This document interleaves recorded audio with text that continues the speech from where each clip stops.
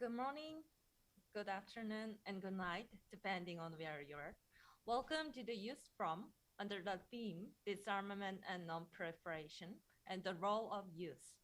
Also focusing on UN Sustainable Development Goals, new and emerging technologies, and gender. So my name is Lim Jin, Second Secretary of Disarmament and Non-Proliferation Division, Ministry of Foreign Affairs, Republic of Korea. So it is my great honor to have this opportunity to welcome all of you. So in line with the UN Secretary General Antonio Guterres' disarmament agenda and the UN General Assembly resolution titled on youth, disarmament, and non-proliferation, the Ministry of Foreign Affairs and of Republic of Korea and the United Nations Office of Disarmament Affairs is co-hosting this youth forum to engage, empower, and educate youth in the field of disarmament and non-proliferation.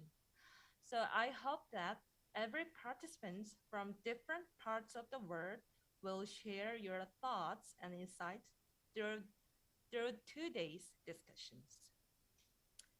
Now, I would like to invite High Excellency Mr. Ham Sang-woo, Deputy Minister for Multilateral and Global Affairs, Minister of Foreign Affairs and Republic of Korea will deliver an opening remarks.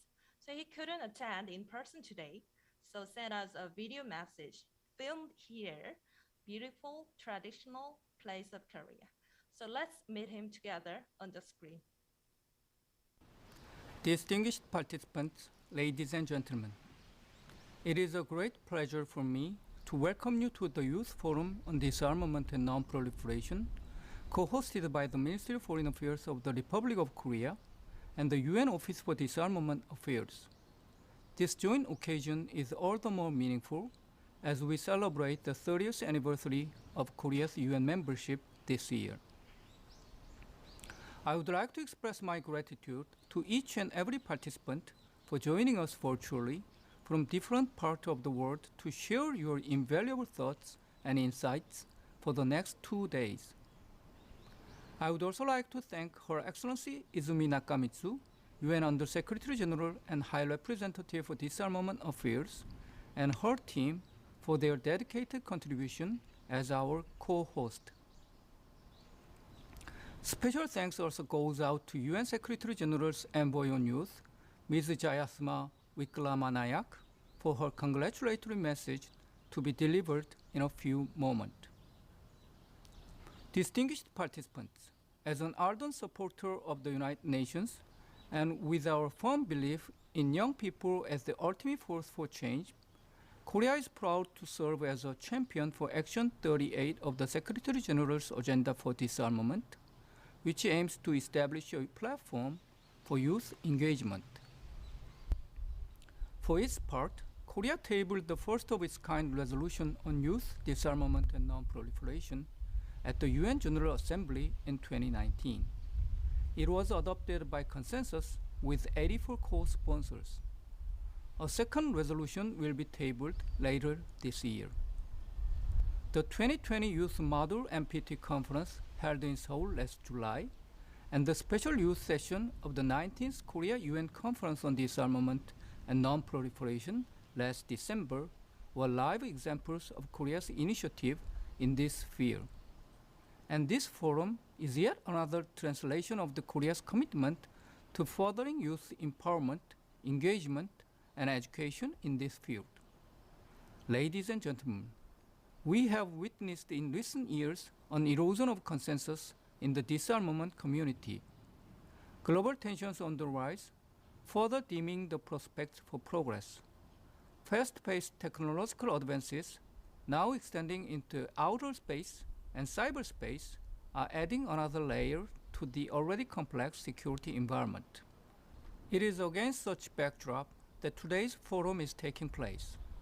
It will be a timely platform for our participants to develop, discuss, and present their innovative ideas on the possible role of young people in securing our common future. 3 topics of relevance to the young generation namely UN Sustainable Development Goals, new and emerging technologies, and gender, have been carefully selected for a close discussion. You are the future leaders and driving force of innovation and progress. I very much look forward to your candid and fresh ideas and perspectives leading up the Seoul Youth Declaration.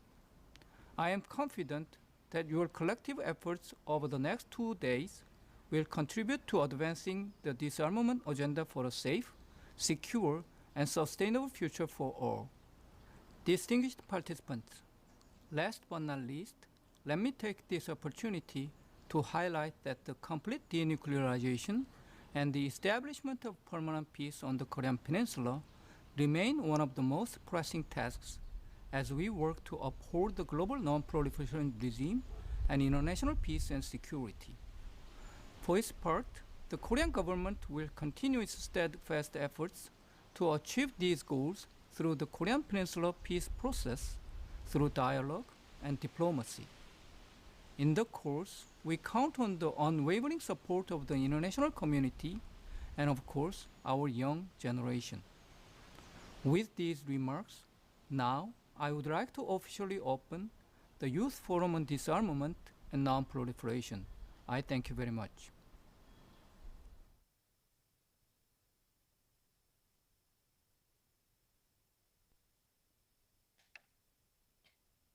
Thank you, His Excellency, for opening remarks.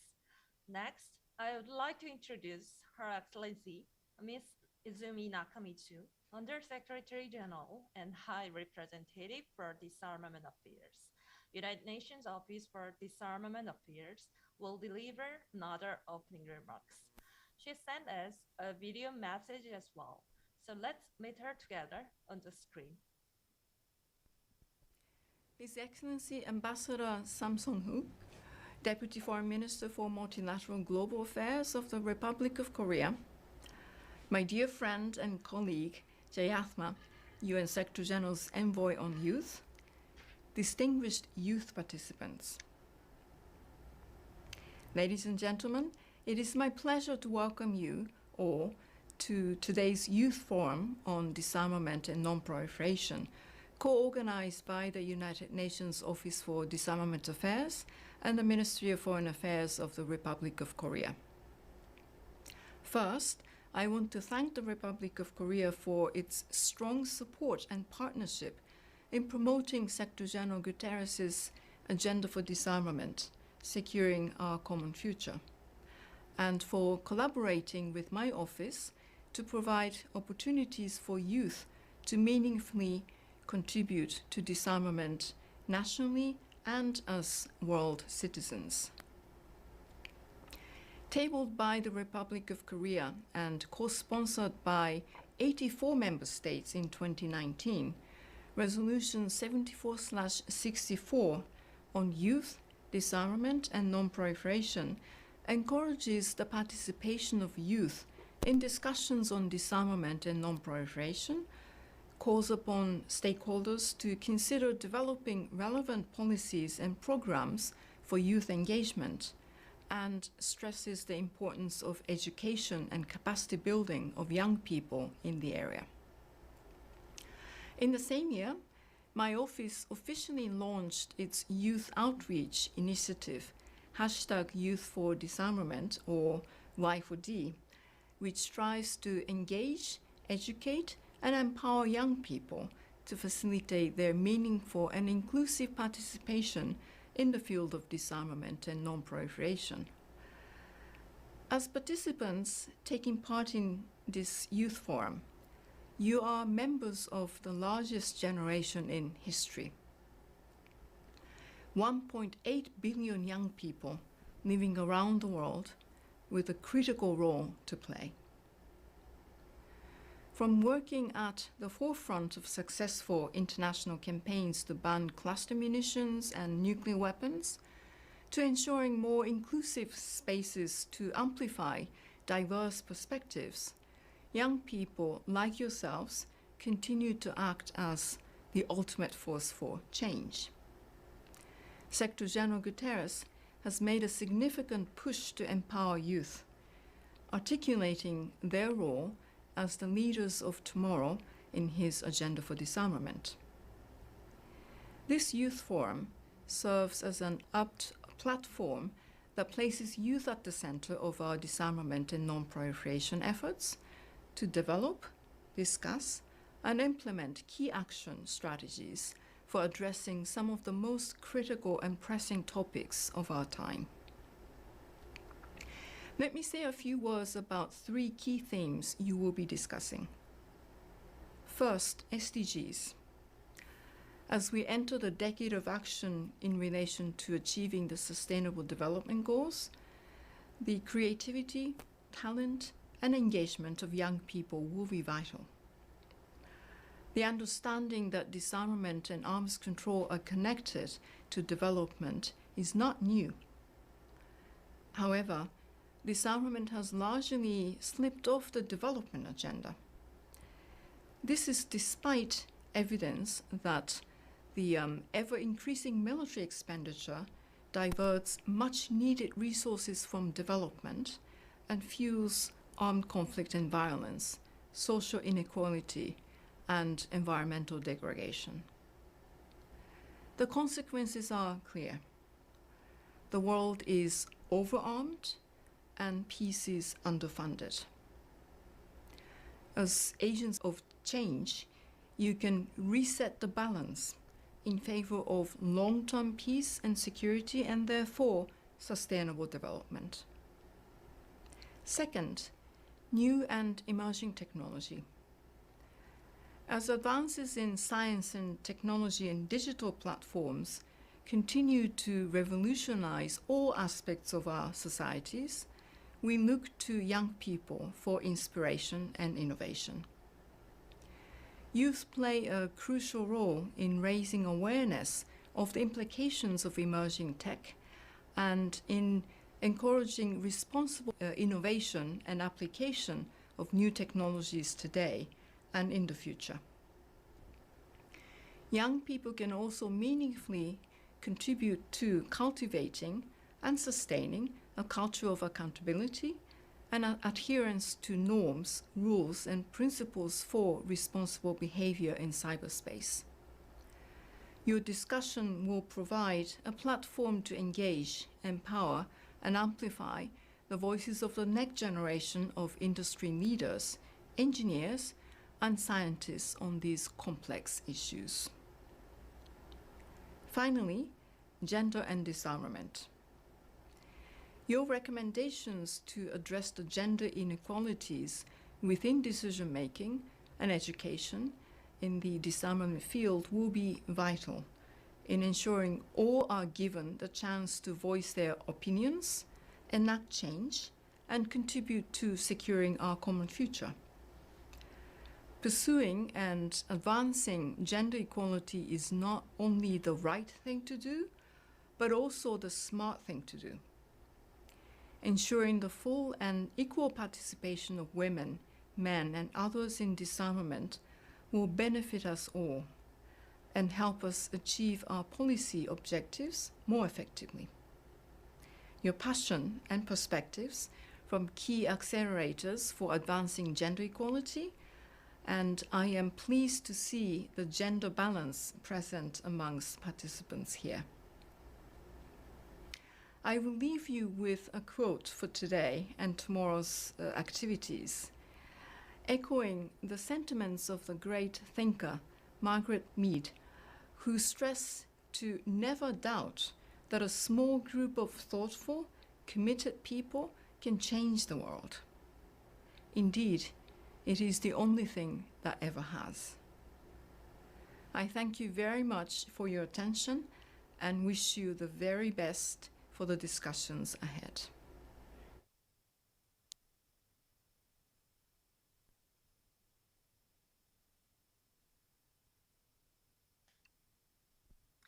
Thank you, Your Excellency, for your opening remarks. So last of the opening session, I would also like to introduce Jayasma Wickramanayake, UN Secretary General's Envoy on Youth. She was appointed in June 2017 at the age of 26 and has been worked to expand the UN's youth engagement and advocacy efforts across all four pillars of work, including SDGs, human rights, peace and security, and humanitarian action. She sent us her welcoming message congratulating the youth from. So finally, let's meet her on the screen. Distinguished participants, my name is Jatma Vikramanayaka and I am the United Nations Secretary General's Envoy on Youth. It's my pleasure to address all of you at today's Youth Forum on Disarmament and Non-Proliferation. Our world is home to the largest generation of young people in the history, 1.8 billion, 90% which reside in developing countries. With such numbers, it's clear that the sustainable development and peace cannot be achieved unless we include, involve, and listen to young people and facilitate conditions that allow them to reach and unleash their full potential. Young people around the world, like those participating in today's forum, have the power to effect change. Your ideas and fresh perspectives can help strengthen collective peace and security by advancing the Sustainable Development Goals, approaching the opportunities and challenges posed by new and emerging technologies, and addressing critical issues related to gender and disarmament. Today's Youth Forum on Disarmament and Non-Proliferation provides a valuable and innovative platform to discuss, develop, and present such perspectives of securing our common future. And I thank all of you for your leadership, passion, and ideas for acting as the ultimate force for change. This year marks the start of the Decade of Action, aiming to usher in ambitious steps to achieve and deliver the 2030 Agenda for Sustainable Development. In this context, the role of young people as agents of change is even more pronounced. Your contributions in advancing disarmament and arms control objectives are crucial to the achievement of the SDGs, from good health to quality education to gender equality to economic growth, reduced inequalities, and safe cities. By exploring these linkages between disarmament and sustainable development, you provide valuable insight, leadership, and innovation for advancing the achievement and ensuring the safer, fairer, and more sustainable future we all are looking to. Similarly, increasing youth participation and creating spaces for young people to make meaningful, substantive contributions to international and digital security is essential for securing a more peaceful tomorrow.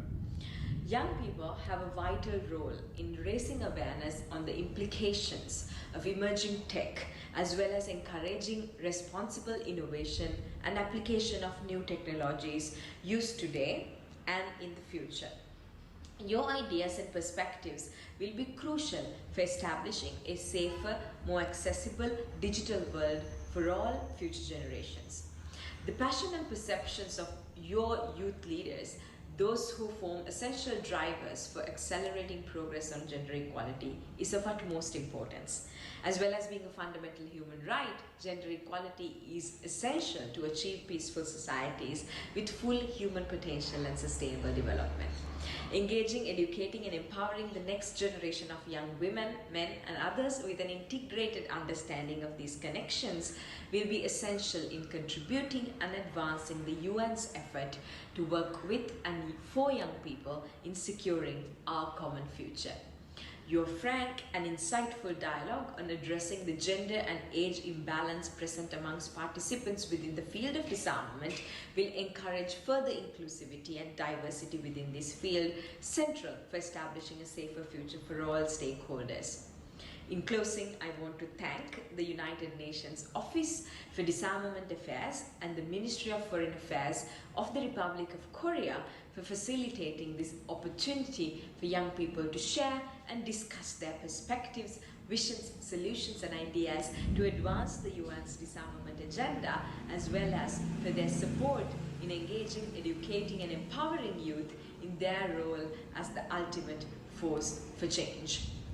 I congratulate all of you once again for your insightful and stimulating deliberations, ideas, and presentations. Thank you.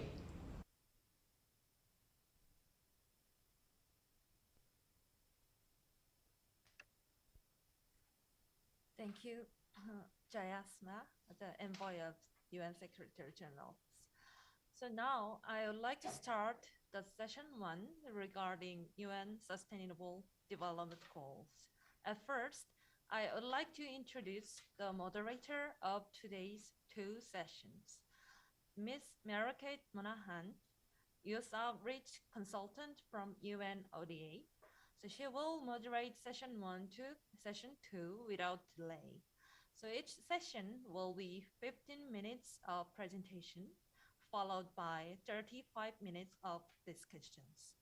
So for participants, we strongly recommend to give a floor 2 and 3 minutes for providing more opportunity to all participants. So I will give the floor to Ms. Allocate. Thank you very much, and hello everyone. Good morning, good afternoon, and good evening to you all from wherever you are joining us today from around the world. That counts both our youth participants and those who are joining us live on YouTube. I'm Mary-Kate Monahan, the Youth Outreach Consultant with the United Nations Office for Disarmament Affairs. Working with the Office's Youth for Disarmament initiative, we aim to engage, educate, and empower young people to meaningfully contribute to disarmament and non-proliferation. It's an honour to be with you all today, and I will be your moderator for the first 2 sessions of the Youth Forum on Disarmament and Non-Proliferation. First, I want to thank our hosts, UNODA, the Government of the Republic of Korea, and of course the Youth Forum Secretariat for their efforts and hard work in facilitating this space to hear youth participants and their perspectives and ideas for securing our common future. I also want to thank our distinguished speakers for their inspiring opening remarks and support for the Youth Forum. It is these partnerships that are so instrumental for working with and for youth in establishing a safer, more peaceful world for all. I also want to say a big thank you to our participants for their hard work that's been completed over the intersessional period, and I'm really looking forward to hearing your perspectives and ideas very soon.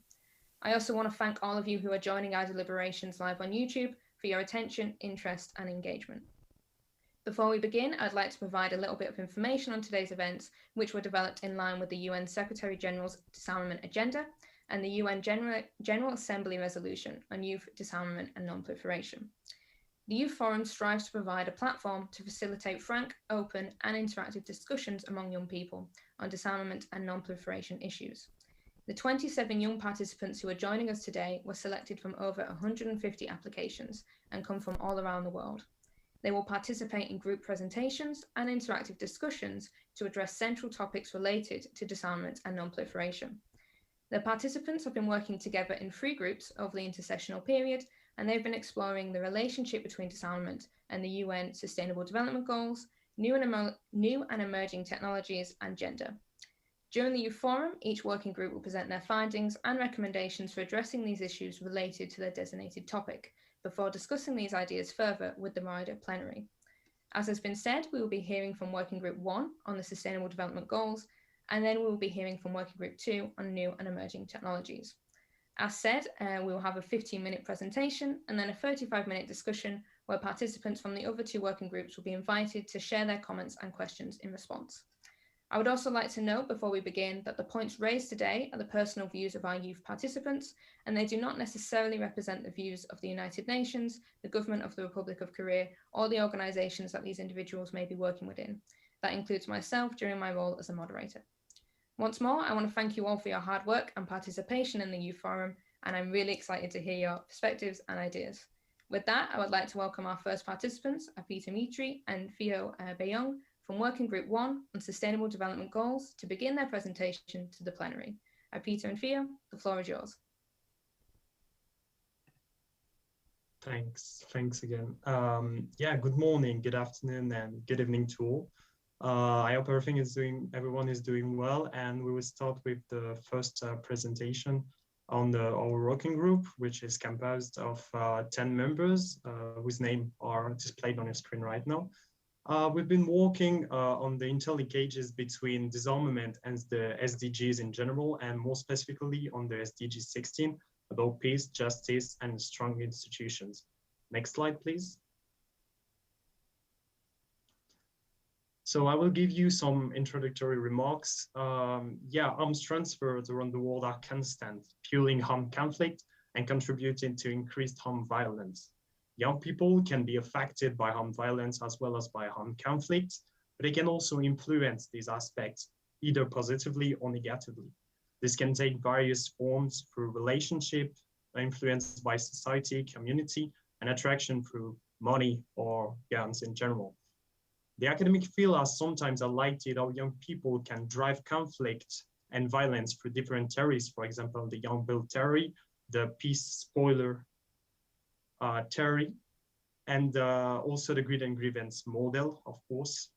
But young people, whether or not they are affected by conflict, can also be investigators of peace and disarmament, when they are sufficiently integrated and accompanied their efforts, as we will see in our presentation and in the discussion that will follow.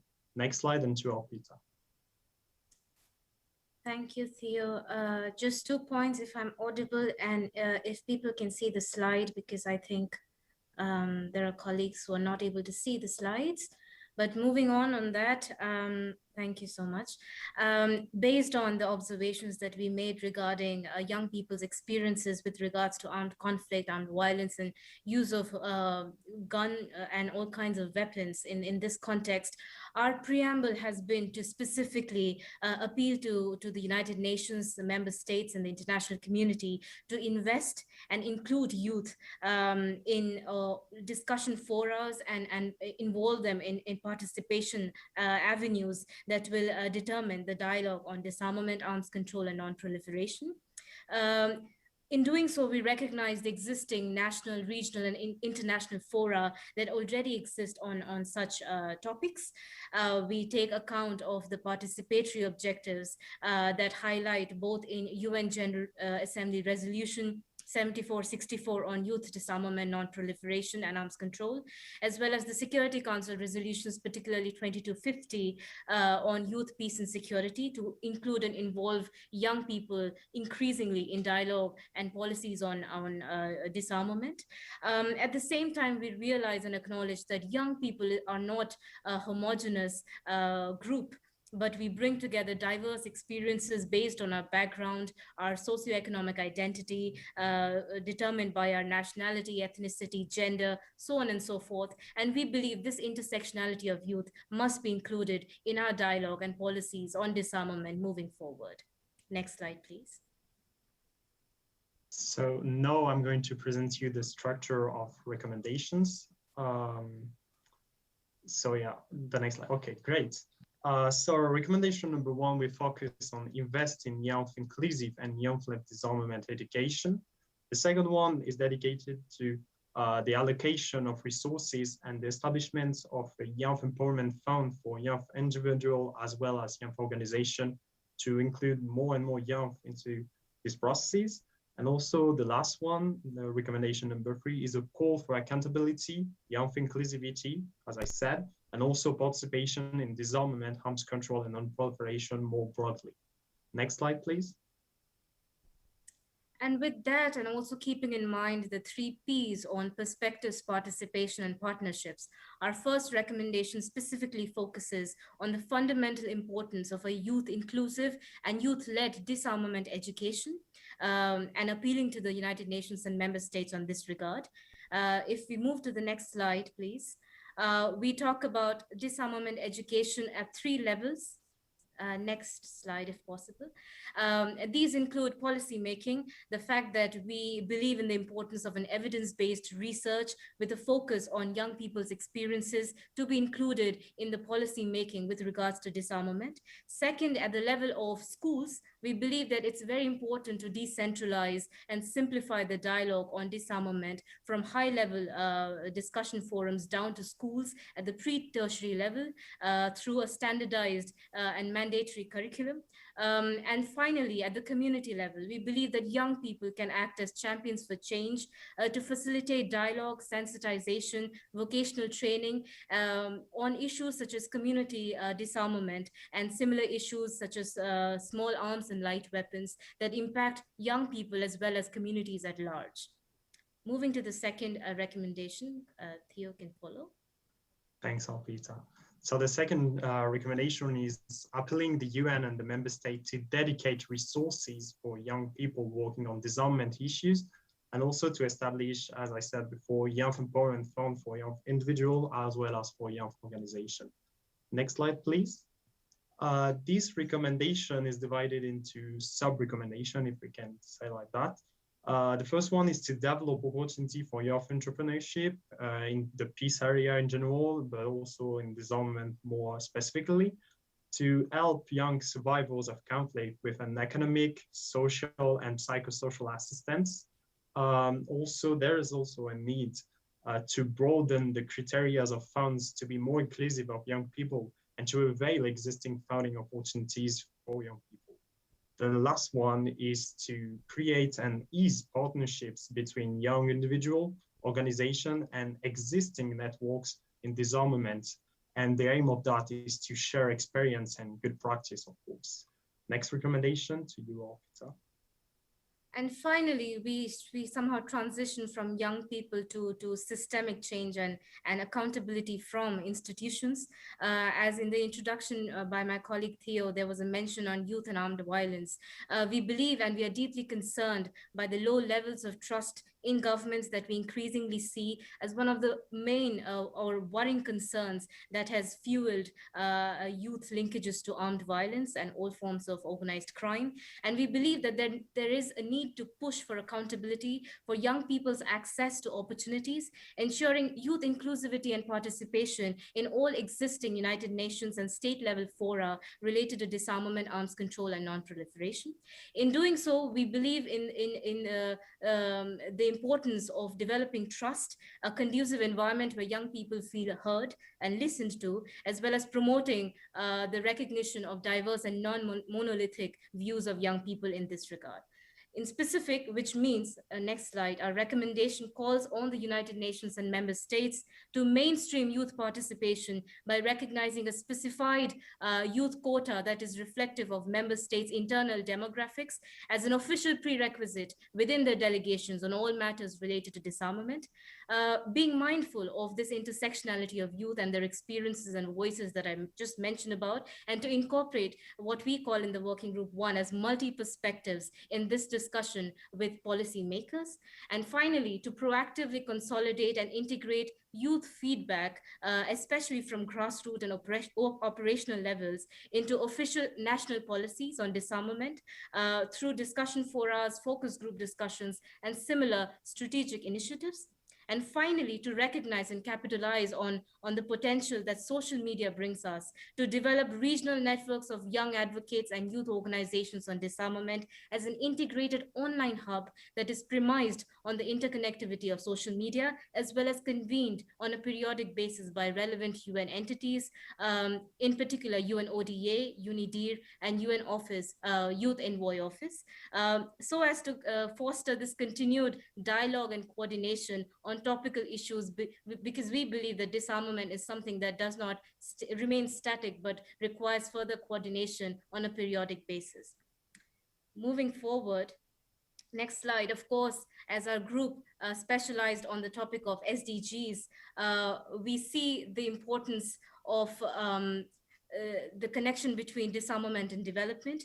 Given the unconstrained and record military expenditure by states globally, even during the COVID-19 pandemic, we urgently remind the United Nations and member states of their common but differentiated responsibilities in working towards the Sustainable Development Goals. In proposing our recommendations, we have envisioned young people as key agents and situated them at the heart of disarmament and SDG priorities, particularly on SDG 3 on good health, physical, mental, psychosocial well-being, on SDG 4 through quality disarmament education, on SDG 8 through resource allocation on socioeconomic development involving youth.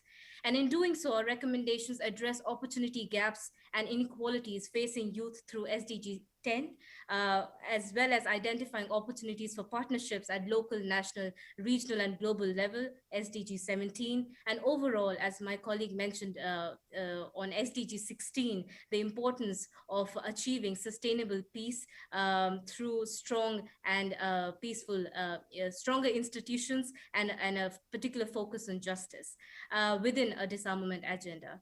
In conclusion, I bring back the focus on Theo and some concluding thoughts. Thank you. Thanks, Alpita. As we've seen, young people are sometimes at the heart of arms control and disarmament processes and can act on these issues to bring about change in the world. This action by young people can only be possible through the integration and inclusion of them, of us, in existing processes and dedicated activities. For example, establishing specific discussions within young people into contemporary disarmament discussions, but also creating exchange network or promoting disarmament and arms control through social media are all ways of doing it as we have been presenting it now with Arpita. On the basis of this presentation, we will now open discussion session that will help us to go deeper into these issues. And I will let the final remark to Arpita. Thanks. Thank you so much. On behalf of Working Group 1, a very thriving and interesting working group with different perspectives, we remain humbly open to questions. We remain at your disposal for further discussions and for the consideration of our recommendations and thoughts. Thank you so much on behalf of Theo, myself, and the entire group. Well, thank you both for a really stimulating and informative presentation, and also to all members of Working Group 1 for their insightful recommendations. I particularly like the engaging framework for the recommendations of invest, include, and trust. I think it was really, really well done. So to start our discussion, I'd like to first invite any members of Working Group 1 if they would like to provide any additional comments on the recommendations that they have presented to the plenary, and then we'll open the floor to other participants as well. Please raise your hand using the chat feature if you'd like to speak.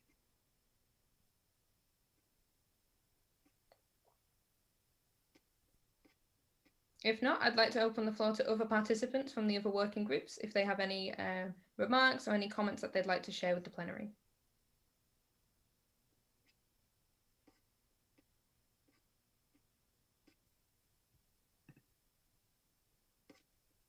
I'm unsure if it's my screen that might not be showing the feature. If so, I'd like to start off the discussion if that's okay. And I'd like to ask, I really like your recommendations, especially where you're calling for the acknowledgement of the fundamental importance of disarmament education. But I wondered if you could provide any additional comments as to why you've prioritized education as a key element within all your recommendations. This can be answered by Theo and Arpita or any of the other members of Working Group 1.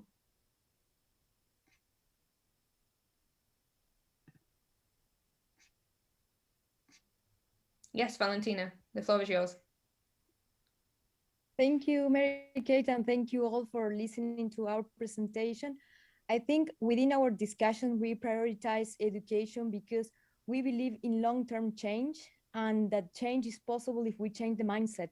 And we believe that our generation brings another mindset to disarmament, to scale up. We don't come from an era with zero-sum mindset that more arms means more security. So we thought that starting at a very local level from kindergartens and also bringing disarmament to every school, to every young people's circle is gonna have long-term change effects. And also we believe that we need everyone on board for this. So far, disarmament has been an elite topic reserved for a very elitist domain. And we believe that this should be a topic that even our grandparents or even the least educated people to the people living in rural areas, everyone should be able to talk about disarmament in simple language.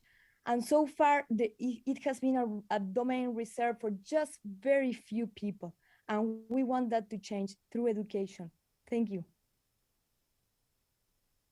Thank you very much, Valentina. Is there any other members that would like to share their thoughts? Yeah, Maurizio, please, the floor is yours. So first things first, great presentation, guys. That was awesome. I just wanted to say our fundamental belief during those conversations was all politics is local, all change starts at the grassroots. And when you have an issue such as disarmament and non-proliferation, where people have in mind the idea that it's, you know, superpowers kind of going against each other with nuclear weapons, and you then look at the reality and you see that there's a lot of local arms trades going on, and that's actually one of the biggest issues in disarmament. It's kind of, we thought education should be prioritized to tackle that view, because it's a misconception, and honestly there can't be any change without getting that fact right. And it's something that I never learned at school. I started to get interested by it on my own accord, but if I had learned about it at school, and a lot of the other members said this, then perhaps we'd know a lot more. Perhaps we'd be a lot better off as a world, and perhaps we'd be a more peaceful and prosperous world. So that's my contribution. Thank you very much. And Marsad, I know you have a question that you'd like to pose to the working group, so the floor is yours. Thank you very much. Yeah, thank you very much.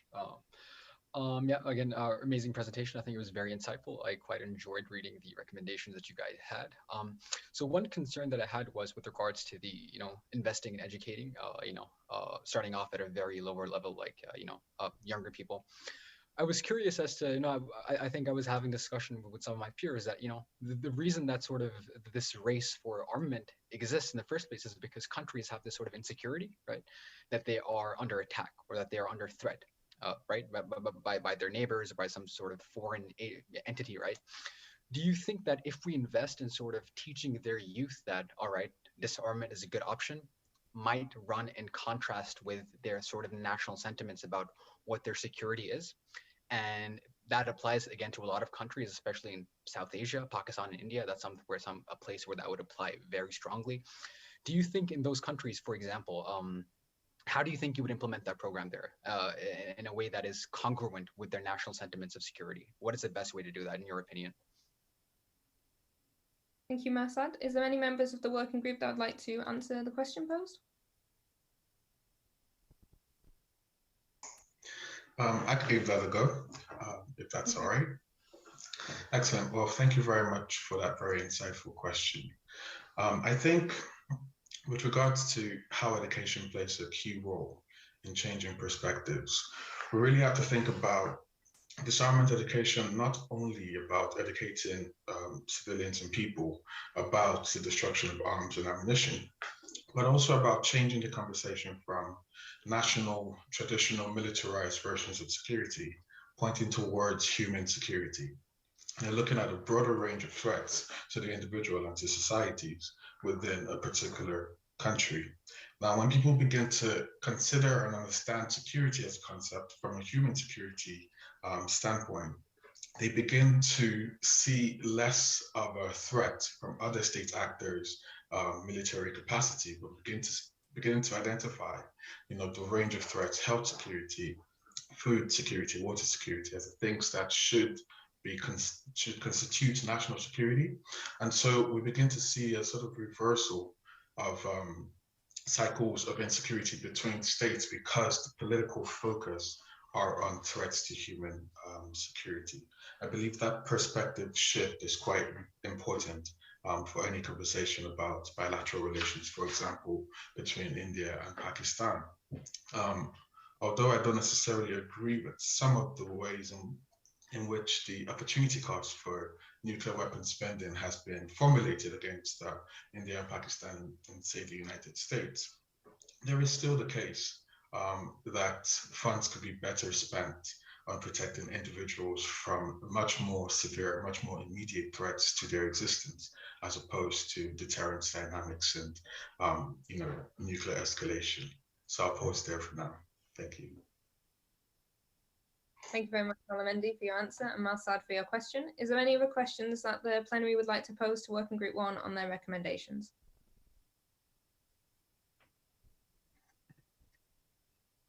If not, I also have another one, if that's okay. I was going to ask, when you're talking about resources in your second recommendation, I wanted to pose the question, what kind of resources would this consist of? Are you thinking financial, human, substance-wise, where we can have experts and consultants that are also engaging within this program, or could it be all of the above? If any members of the working group would like to answer that question.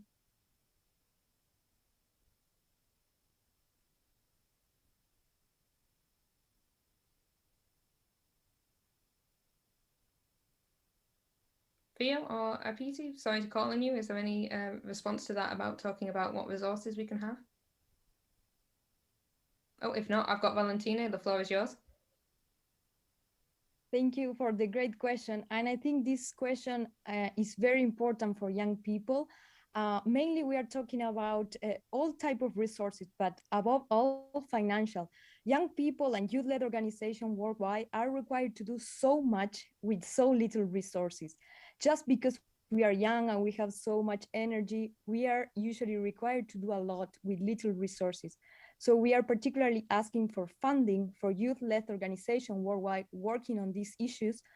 And of course, if we can also get for young people capacity building, skills transfer, workshop, any type of other resources that would also contribute to our efforts on the ground, that would be highly beneficial. But we are talking about funding because if we want to demand an equal world where young people are included, we are asking for an inclusion in equal terms, and that also means funding.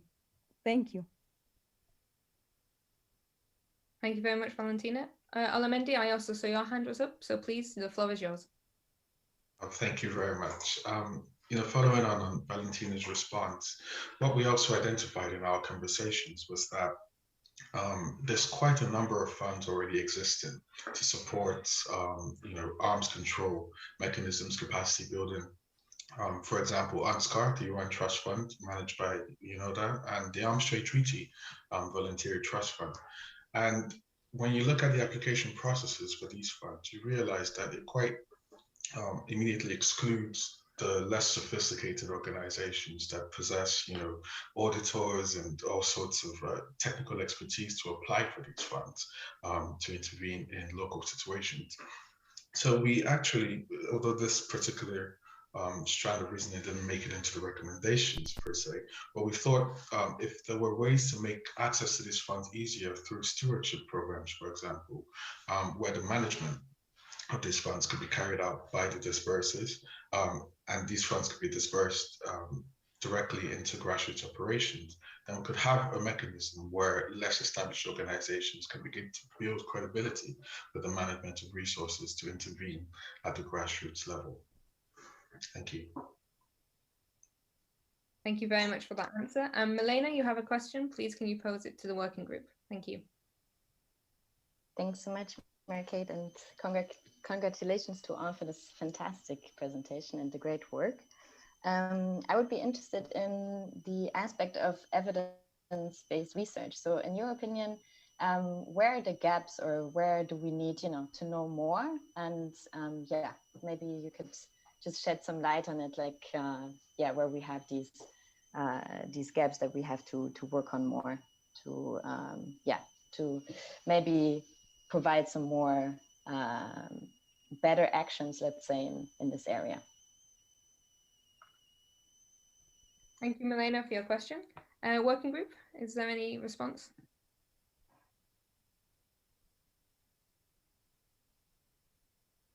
Yes, Lynn, you have your hand up. The floor is yours. Yes. So on behalf of Working Group 1, I want to elaborate on the resources. So our group recommends we create the funding that is called Youth Empowerment Fund. And the gap here is that the youth, they have little access to the fund.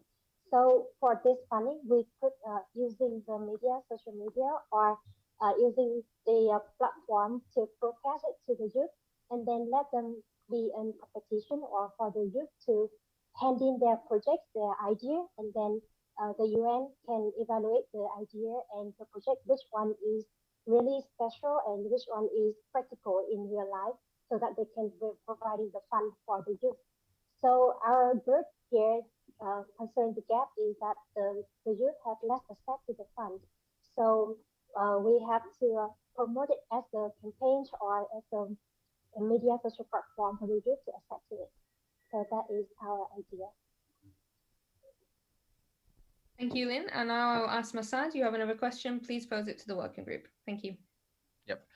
So again, since we're on the topic of sustainable development goals and everything, so I had this sort of idea or sort of confusion in my head, right? So how do you sort of prioritize what SDGs to focus on, right? So I think we kind of touched on this topic of how, the idea of this arms race and then acquiring weapons is for some countries tied into aspects of their sort of fundamental needs. If you look at Maslow's pyramid, it's tied into their food security, water security, basic things like that. So how do you sort of separate those two things first? And secondly, do you believe that sort of focusing on SDGs like goal number 4, which is, eradicating global hunger, right? You think those goals are, more fundamental to the conversation around, say, disarmament, for the global South or South Asia, right? Than, actually having the conversations that we're having right now, because these conversations might not be as relevant for certain populations because, again, if you look at Maslow's pyramid, they're sort of, whether through propaganda or inherent sentiment, it's again tied into sort of their fundamental needs. So how do you separate those two things, and how do you focus on, how do you find out what you have to prioritize on in terms of SDGs and what conversations to have for certain people? And how do you sort of personalize your sort of programs for different countries? Thank you very much, Rio. The floor is yours. Yeah, thanks. Yeah, this question of prioritization is kind of essential, yes, for sure, in some areas and some countries, but our work focuses on how we can find the linkages between armed violence and how, for example, even with SDG on like fighting against hunger or against food supply chain, which is not going well, we can see some armed violence and how arms can influence these aspects, even in humanitarian actions. For example, arms are present in all these kind of SDGs, and how can we act directly on these arms issues, and how we can not kindly disarm all people, but just trying to focus on how we can implement more action on these issues and try to prioritize the SDGs. I don't have any insight on which SDG is to prioritize over another one, but I think that in each issues linked to peace in general, to peace building, even to peacemaking, there is arms control issues, and we have to deal with them. And that's, I think, the main focus of our work here. Yeah. Thanks. Thank you very much. Maurizio, do you have anything to add before we move on to the next question? Yeah, I was just going to suggest that the interesting thing about disarmament, one thing that everyone kind of took away from my discussions, was that practically all the SDGs link to it. As Theo was saying, it's a very interconnected issue. Disarmament has, kind of been neglected by the UN a bit recently with the SDG goals, but it's actually very, it has a huge impact on those SDGs. And so the sort of way we went about it was trying to incorporate as many of them, not necessarily prioritizing them, because we think that the strongest way of ensuring peace is to have all of them kind of mutually reinforcing one another. Through education, you can try and change mindsets. You can try and change the Cold War mentality of, us versus them, which is obviously vital if we are to secure a peaceful future. But you can also ensure economic prosperity and inclusion and all of these other factors that are in the SDG goals by just going about that mission of peace and disarmament. So I wouldn't say that there's one priority in terms of our SDG sort of discussions that we had.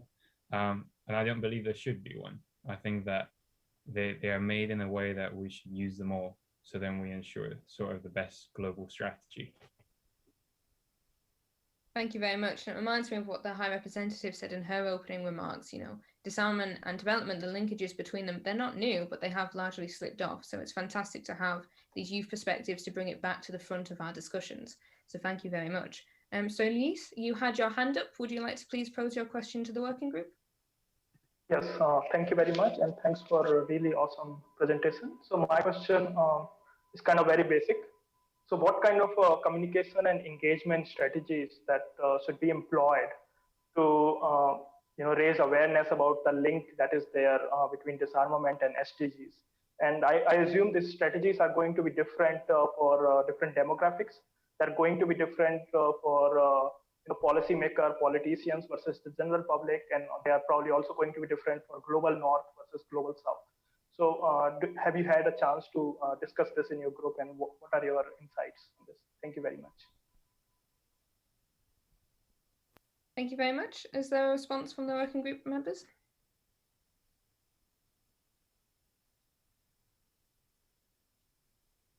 Yes, Olamendi, please go ahead. First, thank you very much for that excellent question. I think with regards to advocating for disarmament and advocating for SDGs, one way in which we discovered was the most efficient looking at existing campaigns was the focus on the opportunity cost. So when you highlight specifically just how much is spent by different states on perhaps weapon systems or on military expenditure in general, and you contrast that to a pressing issue within that particular state, you begin to see just how insane, if I'm being frank, some of these military expenditures are given the existence of other problems. So even globally, for example, we had record amounts of military expenditure in the year 2020, in the year of the pandemic, pushing to almost $2 trillion. Whereas we still have quite a number of states that have about 2% of their populations vaccinated and still are struggling with access to PPE or ventilators for those that have been severely affected by the COVID pandemic. Now, there was some optimism on March 23, 2020, when the Secretary General called for a global ceasefire because he said that the fury of the virus illustrates the folly of war. And yet, regardless of this new and global and destructive pandemic that we've faced, we still see that states prefer to carry on with military expenditure that frankly has no justification in the face of thousands of citizens dying of non-militarized causes. So I think really just highlighting that actually our focus in traditional military threats to security is wrong is a very important first step that can be contextualized in whatever state you choose to identify as your target audience. Thank you. Thank you very much for that answer. And Inke, you have a question? Please, can you pose it to the working group? Yes, so thank you very much, Mary Kay. So my question was that if I'm not mistaken, the notion that I sort of got from your group's presentation, which was excellent, by the way, is all sort of based under this notion that disarmament and disarmament negotiations in general will sort of work. But then I think an equal amount of attention should also be put into the question on what happens when disarmament fails. What happens if disarmament negotiations don't exactly go along as planned? And so based on that, I would like to ask Working Group 1 whether there would be any significant changes to the recommendations or the ideas on how they would pursue their goals. So would there be any changes to those? So yes, thank you very much. Thank you very much, Inte. I'll first go to Maurizio and then Valentina and then Theo. Thank you very much. I'll make the response quite quick. It was a good question. Thank you for that. I'd say the essence of progress at the international level is continuous dialogue, diplomacy, and understanding. And that's something that we kind of acknowledged a lot in our discussions. The whole reason we prioritize the inclusion of youth. We recognize that people have different perspectives. We recognize the importance of having all these perspectives at the table. And in that same spirit, recognizing that there might be disagreements, we do recognize that some states at certain times may not be as willing to adopt some of these measures. And there might be a bit of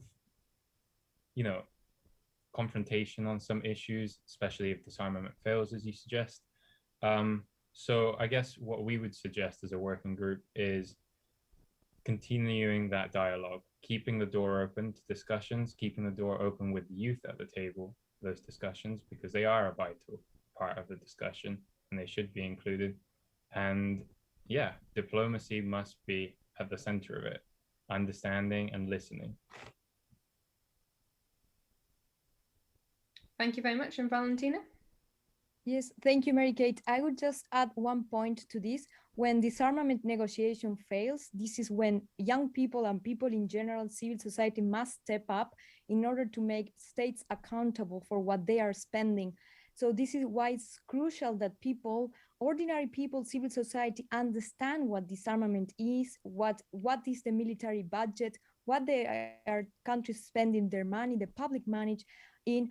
And we were thinking a lot or tracing some parallelism with the climate change movement fostered by young people, how they are ready to make leaders accountable. There was the G7 summit, all climate change movements, especially led by the youth, they were ready to point with the finger and step up when the negotiations were failing or when states were making empty promises. We were envisioning in our discussion that disarmament movements among young people and activism should have the same strength to be able to point out with the finger to state when they fail to disarm or fail to meet their promises. And yes, this is why we need simple language for disarmament and education so that everyone understands what is at stake. Thank you. Thank you very much. And finally, Theo, if you'd like to share your remarks. Yeah, thanks. Thanks for this question, which is very, very interesting, in fact, and for the response you gave, Valentina and Maurizio. I think, yeah, definitely when disarmament fails, negotiation in post-conflict processes or any other settings, I think the main necessity is to get these feedbacks and integrate them into the discussions, integrate them into the whole experience, and also experiment, try other things. As Valentina said, maybe try track 2 diplomacy with civil society, or try other forms of conflict resolution, of disarmament, be innovative in a way. Take into account feedback and be innovative. I think it's something very important and which is reflected throughout our recommendation. Thanks. Thank you all for that really insightful exchange. Alicia, thank you very much for your patience. Please pose your question to Working Group 1. Okay, thank you, Mary-Kate. My question is really just based on focusing on timelines and measurability, which is something I think that can be applied across the board, but I'm going to just focus it on the first recommendation made by Working Group 1, which is youth-led disarmament education and implementing that into schools and also through community sensitization. How do you then, taking into consideration that nations have different resources, different rates at which they will be able to achieve an effective program or programs in these areas, how do you then measure these programs, and how do you gauge how far they are from their goal while considering their different strategic approaches, because not every nation will be able to approach the common goal in the same way. So is there sort of a generalized standard that needs to be met by each country in order for you to consider their efforts as successful or sufficient? Thank you very much for that great point. Working Group 1, do you have a response to Alicia? Yep, Maurizio, the floor is yours. I think ideally we would have a sort of standard, but obviously we need to recognize that countries are different, societies are different, and there are different stages of development as well. And we need to recognize that. So in terms of how we would assess education, we would obviously factor in those important factors. But the goal should be a certain endpoint. That's not to say that because a country is currently not meeting it, they're deemed a failure. No, the goal should be to improve, continuously improve. It's going back to the idea of continuity. This shouldn't be, I mean, the whole purpose of our discussions was not just, okay, this is the youth forum, we're going to say this once. It was looking broader, it was looking into the future. It's about that, keeping the continuous dialogue out there, keeping that sort of drive for change. And that's the same thing we want to do with education on disarmament. We want to make countries, take that initial step, because some of them, a lot of them haven't started, have never even pondered it. And honestly, it's an important issue. So it's opening that door, getting those initial steps in, and then we'll see how they go on from there. I think any other sort of solution or any measure that was a flat rate or something would be entirely insensitive. So I think it needs to be a learning curve. It needs to be an understanding, a process of understanding. And yeah, thank you for the question. Thank you very much. Just to remind you that we have 5 minutes remaining for this session. I will first call on Arpita to have her response, and then Gatwal as well. Thank you.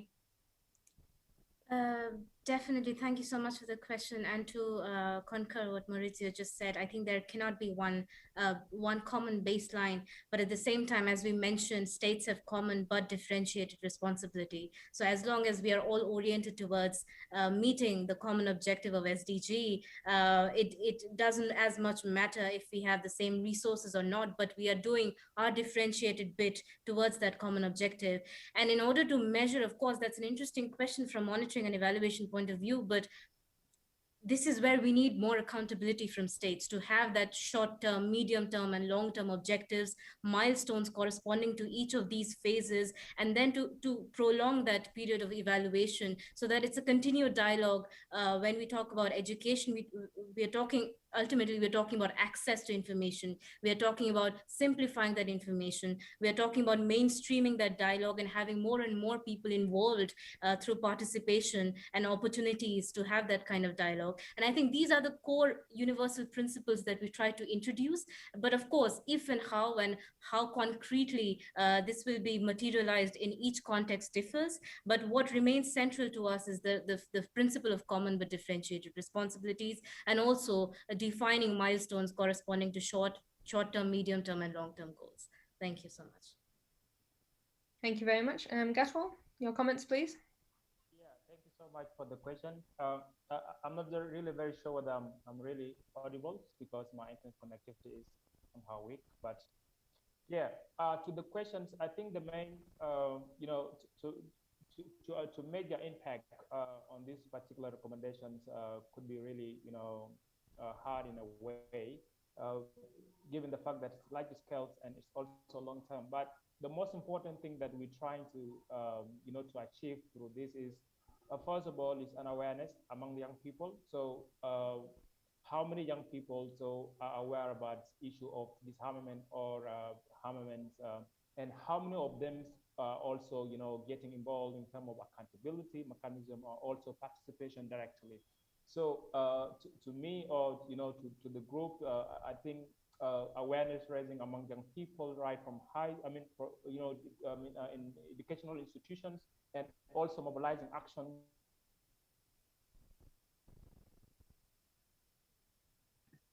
Oh, I'm afraid we might have lost him. I'll invite him back if we can get his connection back.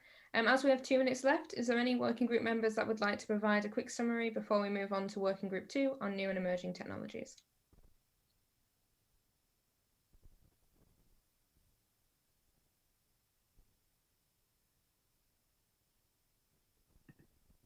If not, that's okay. We went through a lot and it was a very stimulating and engaging conversation.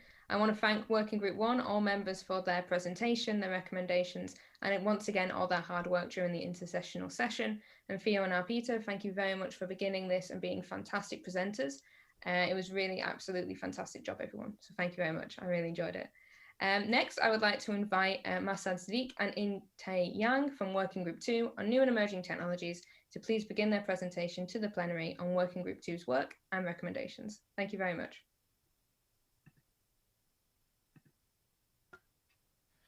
Thank you very much, Mary Kate, and hello everyone. As introduced, my name is Inte Jang, and of course I have Marsad with me to be my co-presenter for our presentation. Now our working group, Working Group 2, has focused on new and emerging technologies and their relation to disarmament. And so without further ado, let's begin. Next slide, please. Yes. So to briefly explain about our presentation, I will be presenting the first half, which would be the introduction, the 3 Ps, data treatment and artificial intelligence, and also half of autonomous weapon systems as well. And then in the slide of autonomous weapon systems, I will hand over the floor to Marsad so that he can finish up with the second half of our presentation. All right, next slide, please. So to begin with our introduction, one more slide, please. So to begin with our introduction, so new and emerging technologies are kind of like double-edged swords. So they have the potential to be both beneficial or harmful as well. As an example, let's consider this. Data and AI, or artificial intelligence, could be used to gather intelligence on potential threats, thus ensuring the safety and security of a nation and its peoples. But it could also be used as a means of mass surveillance. And so with that being said, the advent of these sorts of new and emerging technologies will definitely change what future conflicts and wars look like, thus leading to a paradigm shift in the definition of what exactly international security is. So for example, we had, in the past, we had traditional security, which was mainly focused on a nation's security and its prevention of threats, both foreign and domestic, concerning contemporary weaponry. And next, we had human security, which was mainly focused on addressing potential threats to the well-being of mankind. And then we had, we could have this new sort of paradigm. So I'm not exactly sure what it might be called, but I'd like you all to take a moment and think about what this next paradigm could be called. It could be called information security. It could be called technological security, or any other kind of terminology. Now, with that being said, countries, NGOs, international organizations, and various other entities, of course, must be prepared to face and address this challenge. But several key questions remain. How could the aforementioned points be addressed? How does this exactly affect disarmament? So what can ultimately be done? Next slide, please. So with that in mind, one more slide, please. With that in mind, there are, of course, the 3 Ps that we have to consider. And what the 3 Ps, perspective, participation, and partnerships would look like, sort of incorporated to our topic, would be, first of all, how can we factor accountability into new and emerging technology? And how could we ensure that that sort of accountability is practical? We also need to consider how could people of different age groups or gender groups voice their opinions and or concerns. And finally, how can different stakeholders be considered and taken into account during the decision-making process within the United Nations? So based on what I've just mentioned, we sort of divided our topic into 3 categories of technologies, and we will be presenting our findings to you. So next slide, please. Yes, one more slide. Yeah. So first is data treatment and artificial intelligence. So all emerging technologies inherently rely on data and curated data sets. While these sorts of data types can vary depending on their emerging technology application, ultimately it determines the success of the new technology. And verification and data verification and data provenance are necessary to reduce the transfer of bias from data to the emerging technology applications. Now, some of you might be thinking, can data and AI be biased? Well, and our group's answer to that question was they absolutely can be biased, because since every single piece of data that exists was initially created by someone or something, it inevitably has some sort of bias in it. So yes, data can definitely be biased. Now, keeping that in mind, as more and more tailored data will be required in the future to power new and emerging technologies, more people from more places should definitely be involved in sort of managing and creating these data sets. And crowdsourcing and verification of data could be an important pathway forward in understanding how we make these more ethical, robust, and equitable data sets to mitigate that bias, the bias that is being passed on to emerging technologies. And for the best and most comprehensive data application, partnerships across organizations will definitely be necessary. Encouraging collaboration on data forward issues could be a useful way to create more partnerships between states, and could also foster a sense of camaraderie over competition when it comes to emerging technologies. Next 2 slides, please. Yes. Now we're going to move on to autonomous weapon systems. Now, according to the ICRC, and the definition of an autonomous weapon system is something that has autonomy in its critical functions, meaning a weapon that can select and attack targets without human intervention. So in short, human intervention wouldn't be necessary if autonomous weapon systems were truly to be implemented into the modern day arsenal. And in this case, the stakeholders would be military personnel, defense corporations, lobbyists, and so on and so forth. So yes, at this point, I would like to hand over the presentation to Marsad, who has a lot of other interesting points that he will deliver on autonomous weapon systems. So Marsad, you have the floor. Thank you very much, Intai. Now, ladies and gentlemen, there's one very important point we need to consider when we talk about autonomous weapon systems, the idea of responsibility, right?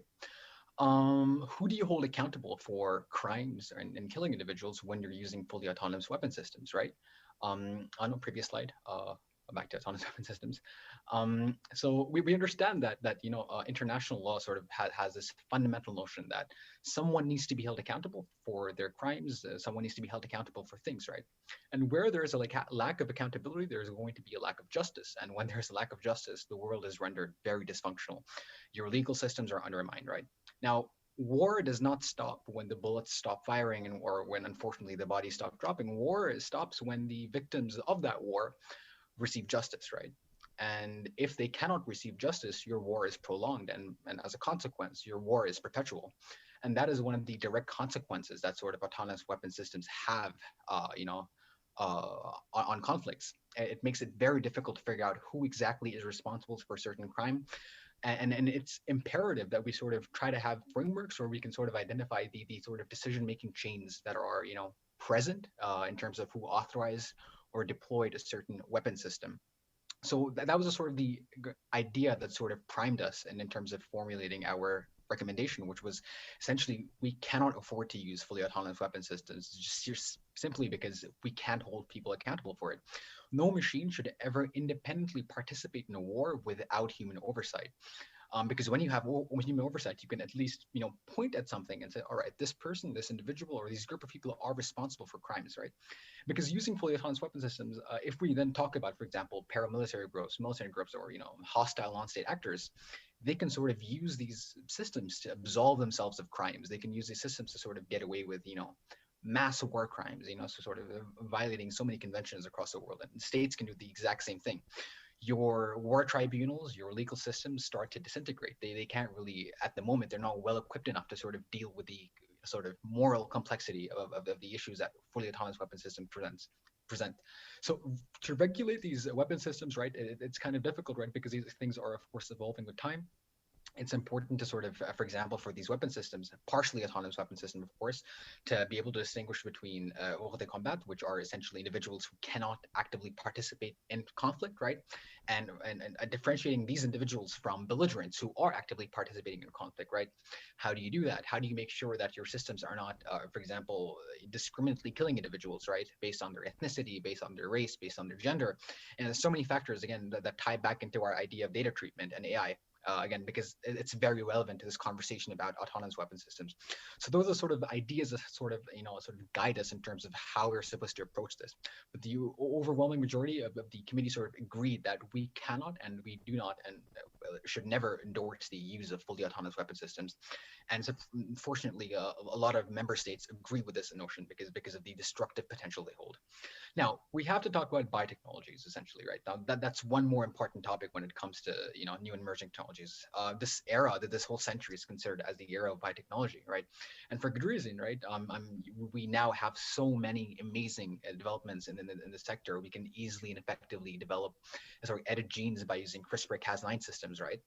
And that seems good and all, right? Of course it's good. Because of these elements, we have the vaccine, for example, right? But at the same time, there is a sort of dual use potential for these researchers. We can use these researchers in a very negative manner. And an example of this could be, for example, using gene drives to sort of disrupt food chains across the world, right? So there are certain people, DARPA-funded programs that are researching on gene drives to combat malaria, which is a positive thing, of course.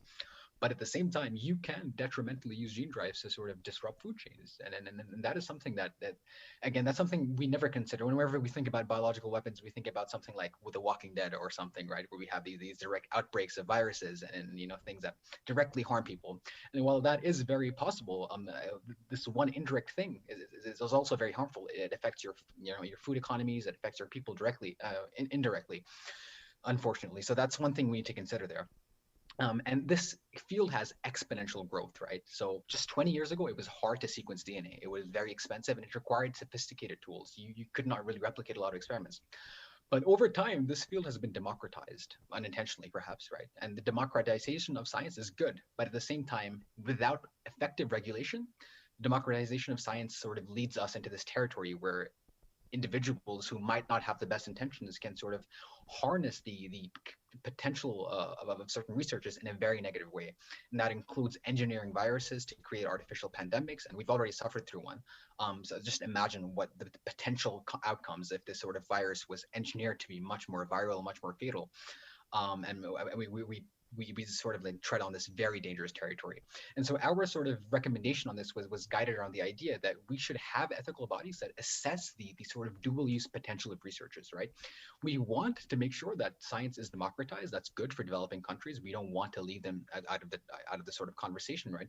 But at the same time, we have to ensure that there are effective regulations that sort of make sure that people cannot, sort of make use of the dual use potential. If a research has dual use potential, how do we sort of make sure that people cannot utilize that? How do we make sure that we find the right balance between making science more accessible and making sure that people cannot have access to dangerous information that they can replicate in their labs or for non-state actors to really use it in a hostile manner.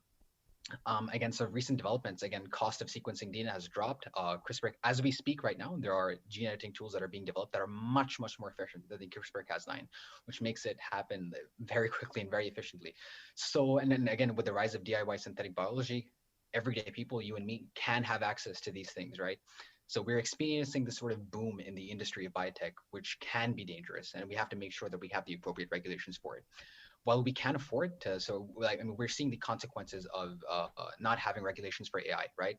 Cambridge Analytica scandal, 2016 elections is an example of us not having regulations for tech companies when it comes to data, right? We cannot afford to just be sort of silent and very, very ignorant about the sort of regulations that go in terms of biotechnology, because the consequences are not as reversible. We can't come up with a law one day to fix the consequences of someone negatively using biology. And then that's an unfortunate reality that we need to take into account. And with that being said, our presentation has come to an end. We've essentially summed up the sort of main points that we had to talk about. And the floor, I believe, will now be open to questions. Yeah. Exactly. Thank you, Marsad and Inte, for another really insightful and engaging presentation. I thought the structuring into the different subcategories that the working group has focused on, it was presented extremely well on these complicated issues, and it came across really clearly and concisely. So thank you very much for that. Yes, I would like to open the floor to the plenary to ask any questions to Working Group 2. Yes, Shalise, you have the floor. Thank you. Thanks a lot, and thank you very much for this really amazing presentation. My question is about, so in the context of emerging technologies, and especially with relation to data management and AI, multinational technology companies like Google, Facebook, and Amazon wield enormous power and influence. What do you think would be the right strategy to kind of involve them in this discussion on disarmament? Also, going forward, how do you see this dynamics between global tech giants, nation states, and multilateral systems evolving in the context of disarmament, in the context of disarmament and emerging technologies, as all these stakeholders seems to have a very divergent interest at times. Thank you very much. Thank you very much. Working Group 2, including Marsad and Inte, if you have a response. Yeah, I can go in and everyone can add from the group if they want to say something. It's a very interesting question. I think we had this conversation as a group, and I think a lot of people mentioned that tech companies essentially need to be held accountable. Google, Amazon, Facebook, right? And again, again, we talk about so many scandals that have happened in the past, and the best way to sort of hold them accountable is again having. You can't have international laws in the same way to sort of hold these companies accountable. You have to sort of engage with the local governments to sort of have their laws surrounding digital privacy rights and things like that, right? We see like America was sort of, all of a sudden realize that, what, we might have given too much leverage to these companies. Let's sort of invite Mark Zuckerberg to Capitol Hill. Let's question him and let's try to understand how we can sort of fix this mess. And they tried to do that. Obviously, it's a very slow pace, but that's sort of one way we can engage them. But essentially that's it. I think our sort of recommendation was surrounding the idea that again we're not going to focus on companies as much as we're supposed to focus on local governments and just making people aware of the stake that they have, because you are the capital for Facebook, right? We are the capital for all social media companies, and it's essential that we have a say in how their policies are written down and how they treat their data. But yeah. Thank you very much for some great points and a really relevant and kind of topical discussion right now. I will now call on Valentina to please pose your question. Thank you to the group for an amazing presentation and work. My question is, what could be the role of young people in persuading policymakers to integrate ethical frameworks that regulate emerging technology? It's so difficult to make states agree on such delicate issues, especially when they take advantage of this technology for combat and for war. So how do you envision the role of youth in demanding ethical committees, ethical use of technology, integration of ethical framework? I don't know if you discussed this. Thank you. Thank you very much. Any members of Working Group 2? Yeah, I see Jamie, your hand is up, please. The floor is yours. Thank you so much. I think that young people have a unique position, especially in emerging technologies, because they're more likely to be emerging technology literate. And what I mean by that is they're more, I think, capable of understanding the logistics and complications of emerging technology. And with that, they're then able to better understand how it can be applied, not only for harm or for competition, but also for good. And so I think young folks are definitely posed to have this new and exciting perspective on the logistics and potential of emerging technologies, just because, again, they're going to be more technology literate. Thank you, Jamie. And Inte, do you have something to add to that before we go on to the next question?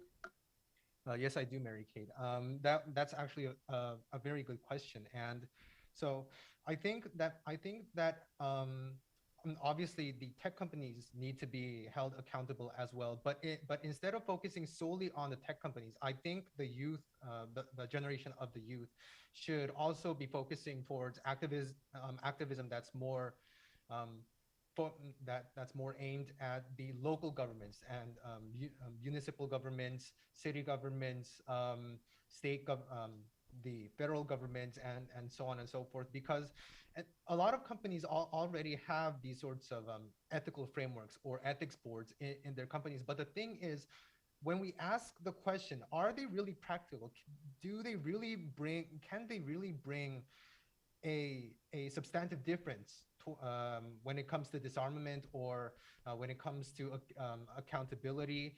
The answer can quite often be no. They aren't practical enough. So if in that case, it would be up to the local or federal governments to sort of implement regulations or to sort of enforce the opinions or viewpoints of the youth, and to actually bring forward some substantive changes to the way that our data is collected and it's treated and it's managed. So to conclude, yes, tech companies should be targeted. However, I think an equal amount of attention should also be given to activism towards the state governments as well. So thank you very much.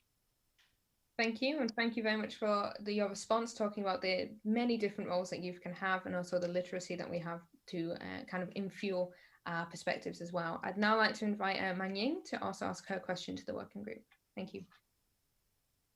Yeah, thank you, Working Group 2, for excellent presentation. So as you mentioned in the slides, developing weapons with the emerging technology have its negative implications. And for example, autonomous weapons can pose great threats to the human security. So my question is, like, how you ensure that technology and innovation is responsible, and who are the main stakeholders to hold this accountable? Thank you. Thank you very much. Working group 2? Yeah, that's a very interesting question. So we did have this discussion sort of I think the stakeholders sort of vary from again, topic to topic. But for example, primarily your stakeholders who are going to regulate these things are, again, the researchers, right? The scientists or the engineers, whoever they are responsible behind, conducting a certain research or development. Then you have your official representatives in your government, right? Of course, these two bodies are essentially the main sort of responsible agents in terms of figuring out how we can, respectively develop technologies. So one thing that we discussed in our group was developing ethical bodies, right? So these bodies will essentially analyze and assess the ethical and implications of a certain technology on society. So for example, if it's a research in biology, they're going to analyze, right? All right, what are the good effects that this might have? All right, it might be obvious, right? But let's really dig into the potential implications that it might have on, say, on other aspects of society that might not be that great, right? So for example, if we're going to, for example, create gene editing technologies that allow us to choose the gender of a baby, for example, right? The potential negative outcome for that could be people start choosing genders, and you could sort of disrupt the balance. People could preferentially choose one gender over another, and that sort of makes local populations very, very complicated and tilt towards one side. And we've seen that happen, for example, in certain countries where if you had, like, I believe, a one-child policy, people would preferentially choose boys over girls. And these are the sort of things that might not be that obvious at the start, but then when you start digging into the sort of moral implications, you reach a sort of idea, all right, this might not be the best idea. And we didn't do the same things with, for example, tech companies, right? 20 years ago, we did not have these conversations for social media because it was such a new thing that we were just excited to see where it went, and we're seeing the consequences today of a world where tech companies rule the world, and we have almost no say in how it goes on. So essentially, just the ethical bodies, and again, citizen science. So citizen science is essentially local people, you and I, even if we're not scientists ourselves, we should have a say in how research is conducted. And certain, for example, companies actually do this. They talk to people publicly whether or not they're okay with certain things. I know for gene drives, for example, certain companies that sort of develop them, or labs that are researching on them, talk to people where they want to introduce the gene drives, whether or not or a thing that we have to sort of use to guide our conversation around regulating these things and analyzing the implications they have on society. Thank you, Marsad. I'd now like to welcome Akasha to also pose her question to Working Group 2. Thank you. Hi, Working Group 2. Thanks again for a brilliant presentation and really interesting topic.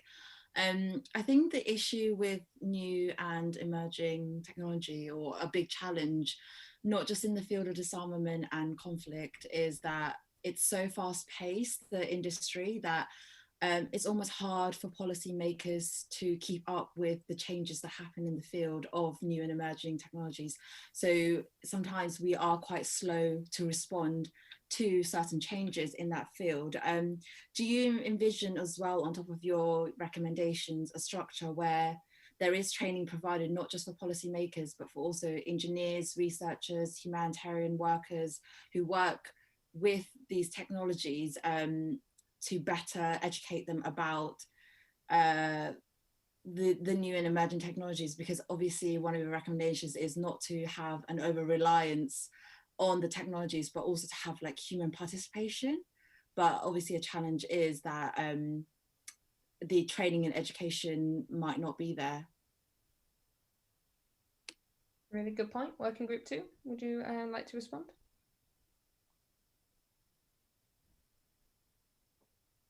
Jamie, yes? Yeah, okay. Oh, sorry. Marsad, would you like to continue, and then I can call upon Jamie? Okay, She Jamie. can go first. That's right. Yeah. The floor is yours, Jamie.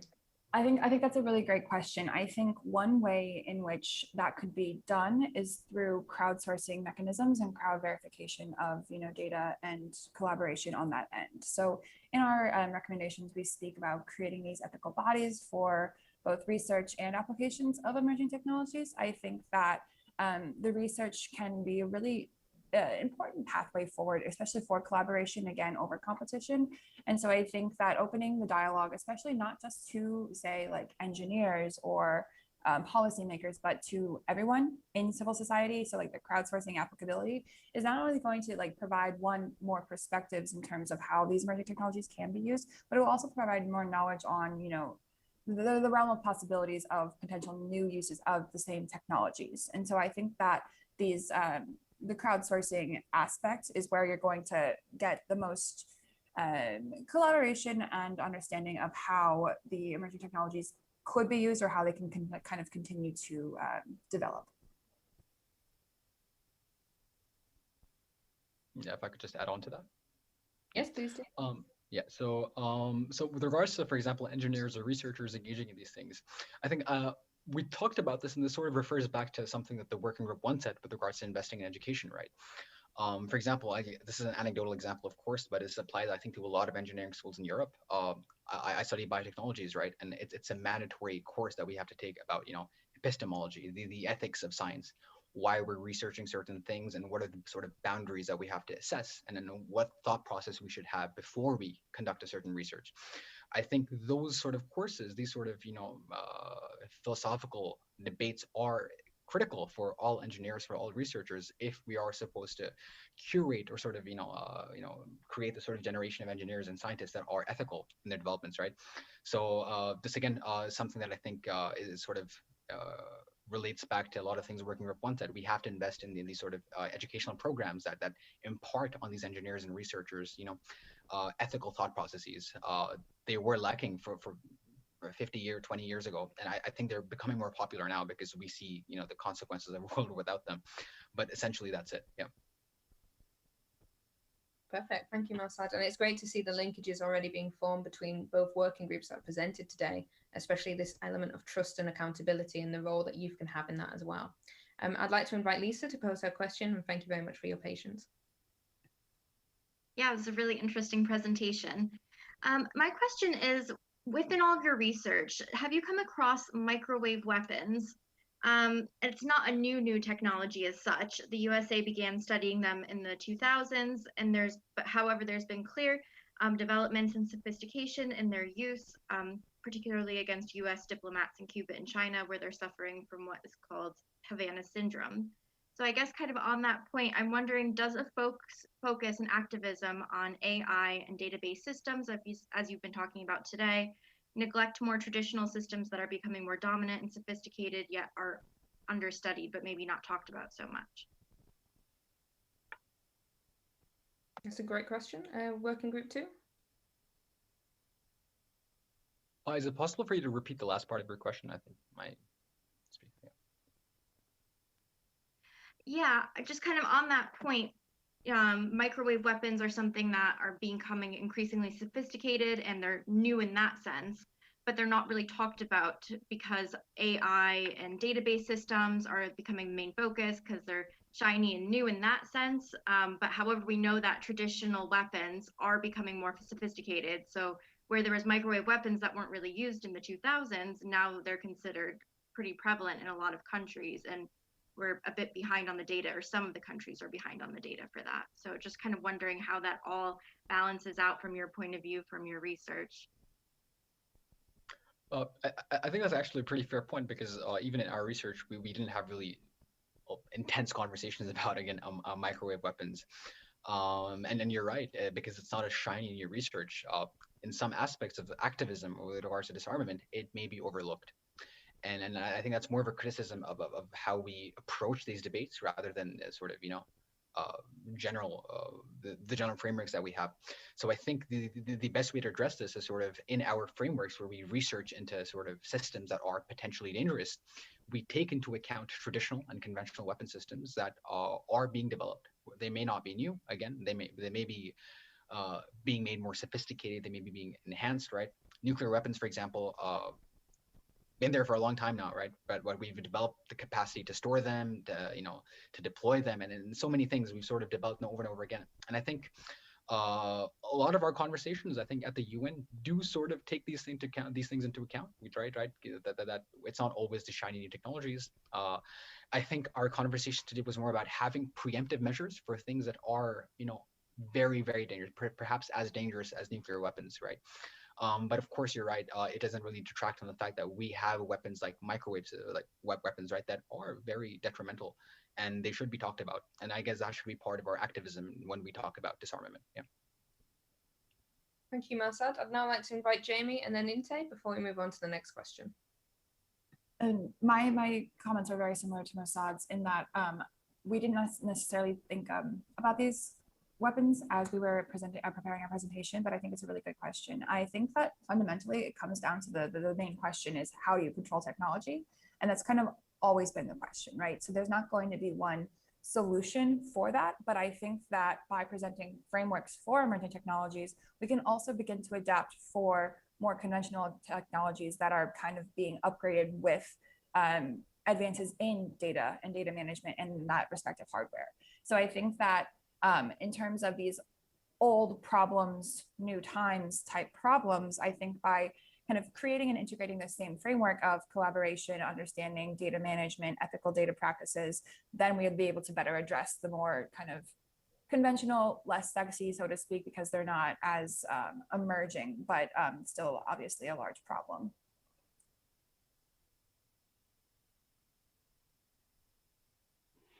Inte, would you like to add any additional questions? And then I'll invite Konstantin to ask his question. Yes, I would. So the comments that I would like to deliver are actually quite similar to Marsad's and Jamie's comments. And I definitely believe that microwave weapons or any other sort of weaponry or weapon systems that haven't even been mentioned by us should also be incorporated into the discussion and could also be included within the framework of our declaration as well. And I think it really comes down to the question of how do we exactly define what conventional or contemporary weapons means. So this goes back to the topic that I presented, which was the paradigm shift in the definition of security or international security. Likewise, there could also be a paradigm shift in what we consider conventional weaponry and non-contemporary or non-conventional weaponry. So when asked the question, how should countries address and discuss possible uses and applications of artificial intelligence, Madam Undersecretary General and High Representative for Disarmament Affairs, Izumi Nakamitsu, mentioned that, well, there's the CCW, the Convention on Certain Conventional Weapons.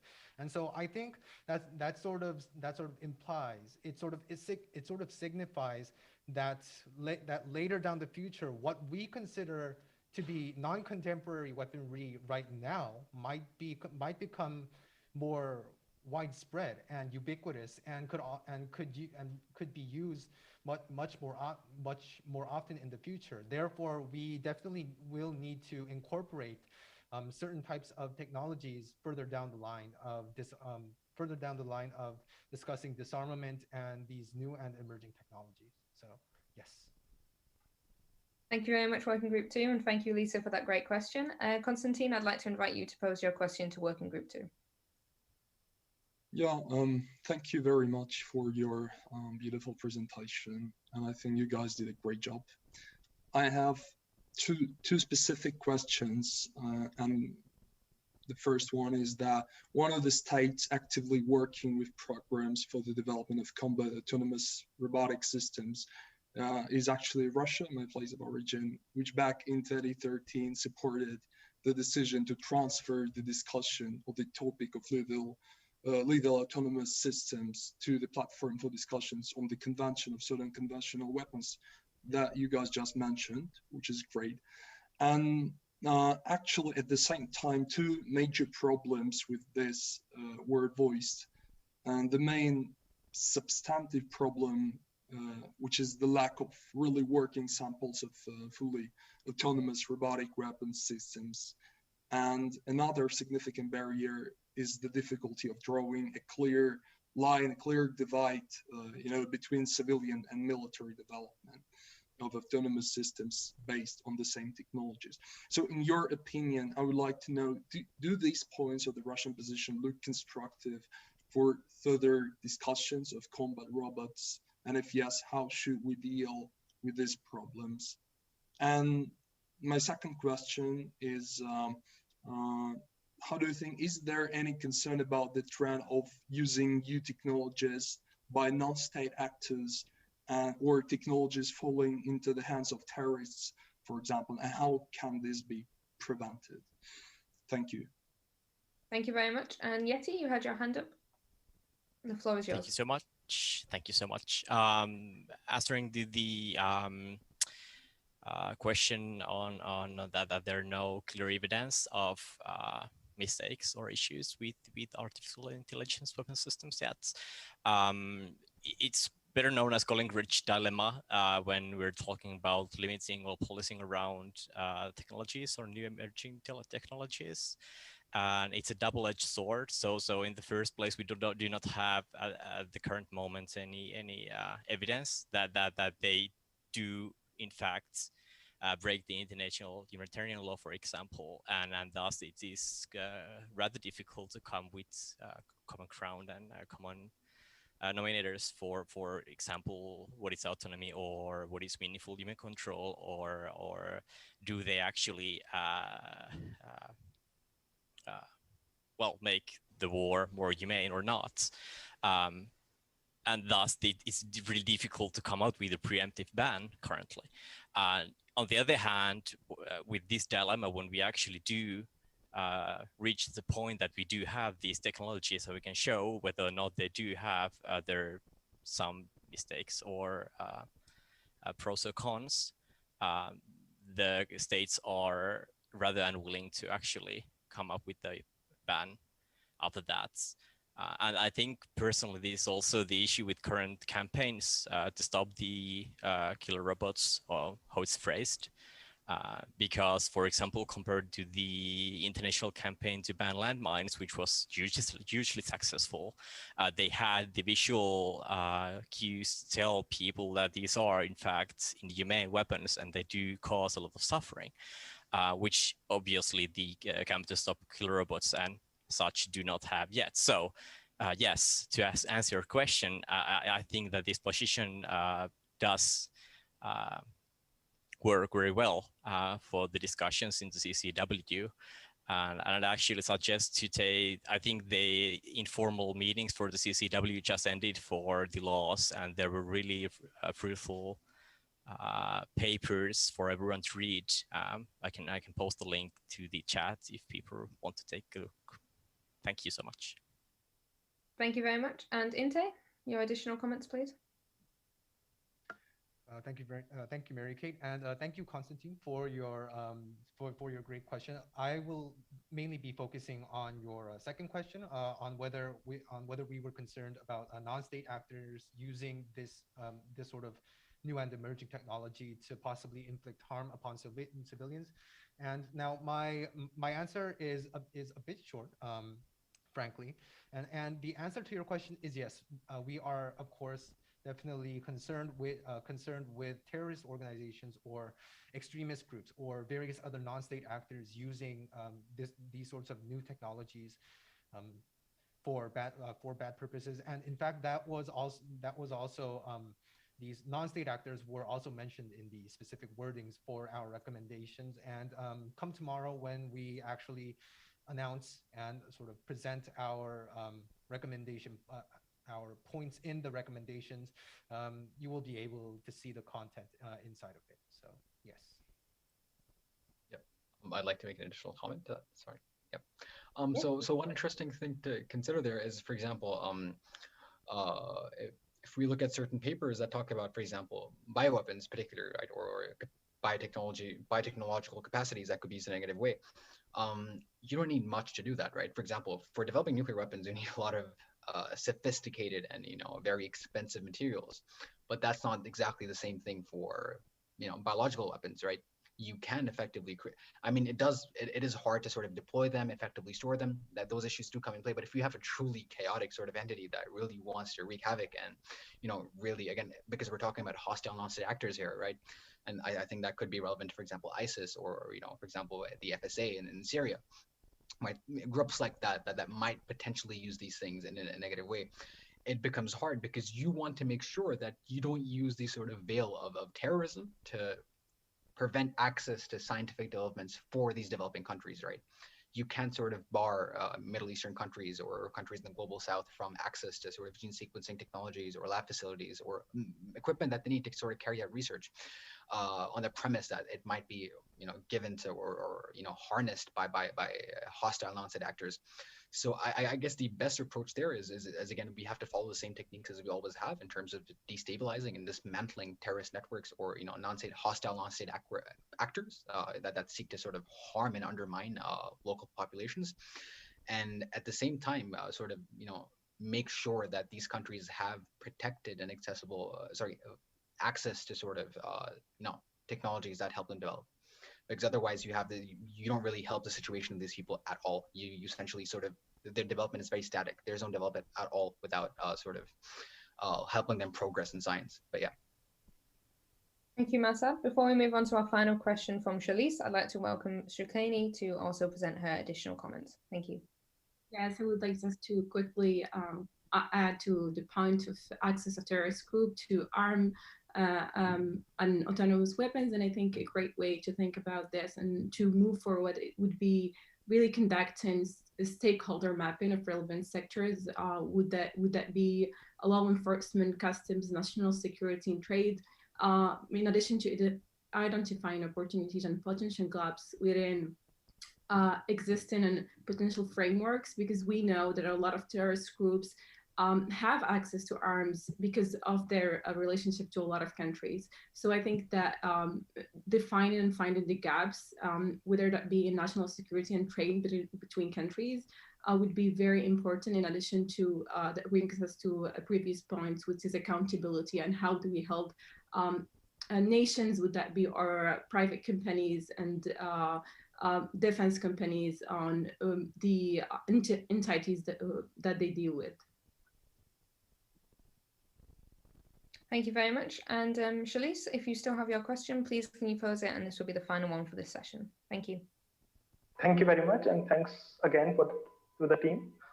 My question is, so when we talk about emerging technologies, especially things like artificial intelligence and quantum tech, there seems to be a technological race that is going on among nation states as well as tech giants to achieve some kind of tech supremacy.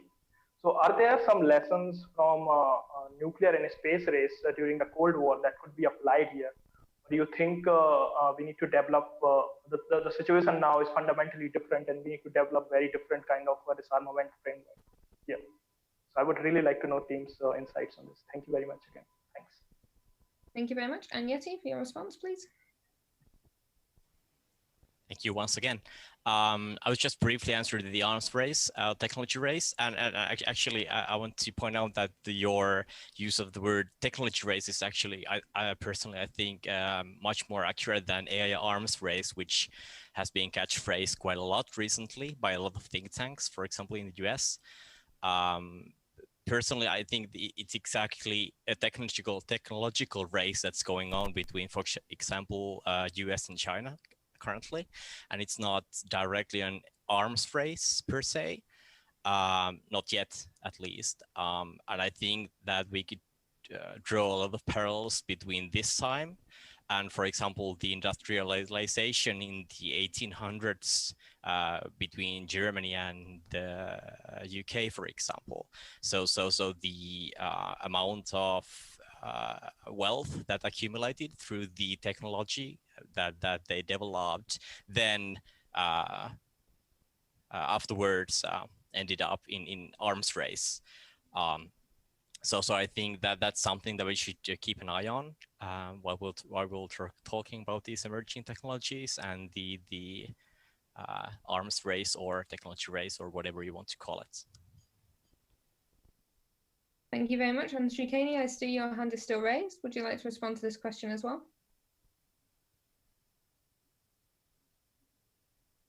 I've seen you've taken it down, so I guess no. Masad, yes? Yeah. So I think this sort of ties back slightly into this question I asked to Working Group 1, right, with regards to educational programs. I think if we want to talk about this again, as Ziadi mentioned, and the technology race, we have to identify where the insecurities are, right? These things aren't really born out of this sort of altruistic desire to sort of develop and further mankind. There is some sort of selfish element to it, unfortunately, which is I want to be better than the other person. I want to excel, compared to the other person. I want to have a stronger military. I want to have better weapons capacity, right? And these are the sort of ideas and notions that sort of guide our sort of progress. Sometimes for the better, and sometimes for the worse, as we have seen, with the nuclear arms race. I think, for example, recently NATO all of a sudden, like 2 weeks ago, had this sort of idea that we really need to sort of try and break China's stronghold, right? And then they said that they would come up with programs to sort of break China's sort of grip on, for example, certain African countries, and then they really wanted to sort of counter China's influence in the global market.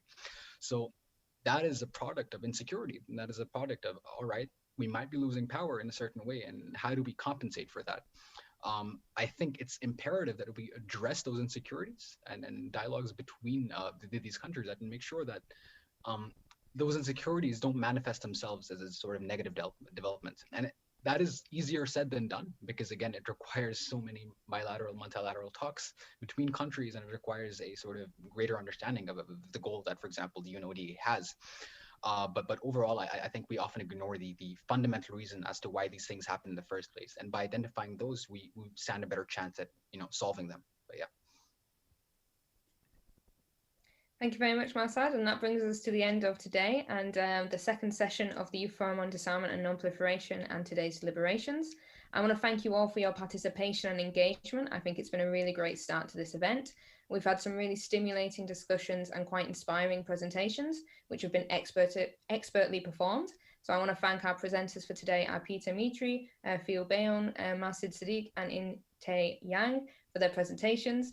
And also all of Working Group 1 and Working Group 2 for all of their hard work in presenting and creating these presentations themselves, and all the participants who provided their insight and questions today during the discussion. I also want to thank everyone who's joined us over on YouTube to follow the deliberations, and please do tune in tomorrow at the same time at 7 a.m. Eastern and 8 p.m. Korean Standard Time. I will be providing a summary of today's deliberations at the beginning of tomorrow's session, and I'm really looking forward to hearing Working Group 3's presentation and their research, and also hearing the further discussion and adoption of the Seoul Youth Declaration for Disarmament and Non-Proliferation. I will see you all there, and I'd now like to invite the Secretariat to please provide closing remarks. Thank you all. Thank you, Allocate, and thank you for your constructive presentation and discussions. And today's discussions is very passionate and enthusiastic, as well as meaningful, as we are now handling the cutting-edge issues. So I look forward to tomorrow's session and follow general discussion. And you could have more opportunities to have comments or Q&A in general discussion sessions. So now we have reached the conclusion to the Youth Forum on the first day of the Youth Forum on Disarmament and Non-Proliferation. So I would like to extend my warm regards to all of you for being part of this session to early in the morning and late in the night. So tomorrow, please be ready to attend 15 minutes before starting the second day of the Youth Forum. That is 6:45 a.m. in New York time and 19:45 p.m. in Korean time. Thank you for all, and enjoy the rest of your day. So this is the end of the first day of the Youth Forum. Thank you.